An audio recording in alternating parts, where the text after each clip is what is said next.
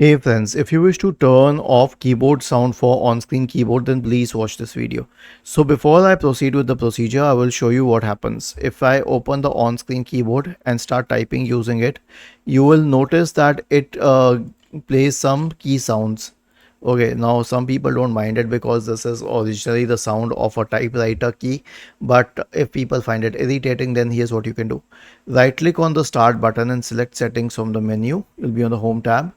Go to time and language, select typing, and then you can expand touch keyboard here and uncheck this box here which says play key sounds as I type. Okay, so once you have unchecked it for touch keyboard, the key sounds will not play as you type. Okay, so this can be helpful, and it can also induce silence. Was this helpful? If yes, then please subscribe to the channel. If not, then let us know in the comment section of the video on how we could help you further. Thank you for watching this video and have a nice day.